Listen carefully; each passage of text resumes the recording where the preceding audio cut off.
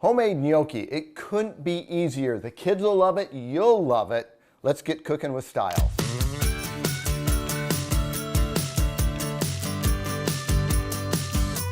Gnocchi, it couldn't be simpler, but this is the way we usually get it, in a package at the store. And this is good, I like it, but if you want to make something a little special, gnocchi is a great way to go to involve the kids. So let's get started here with what we're doing.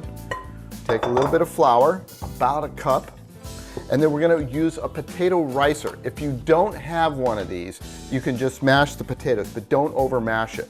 It makes the potatoes really fluffy and light. Now watch at the bottom here when it comes out. That is why our gnocchi will be a beautiful little dumpling, a potato type dumpling. And we'll use about 4 potatoes here. I'm going to put a pinch of salt in there, and then we're going to mix the ingredients together to incorporate the flour with the potatoes. And what we're making here, this is not pasta, it's a dumpling. It's a potato dumpling. Now, in goes the egg. 1 egg, I pre-whip them.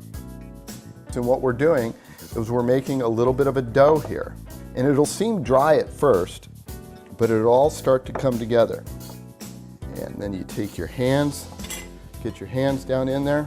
See how that's all coming together now? Now this is a little wet. Maybe we had a little more water in our potatoes than we normally would. So we'll just add a little more flour.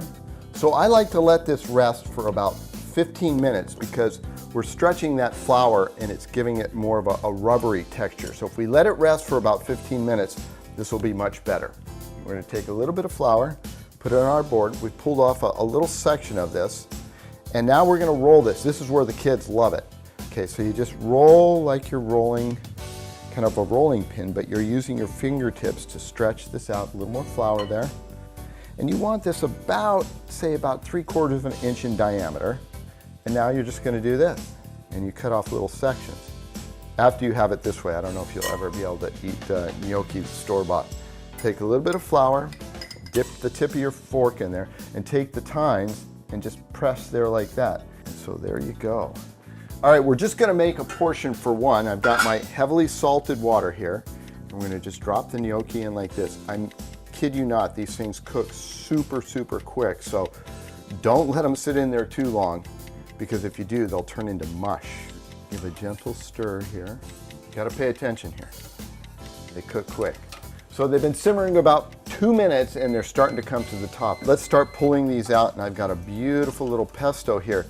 We made this pesto sauce, I don't know, maybe about 4 or 5 months ago, but it is a perfect little combination with this gnocchi. All right, let's go plate this up. All right, we're gonna give a little toss to this gnocchi with that pesto sauce. Doesn't that look good? Now we'll top this off with a little grated Parmigiano, the obligatory piece of parsley there. And I'm a big pepper guy, so I always hit this with a little bit of pepper. If you wanted to go, say, some crushed red pepper, you could do that.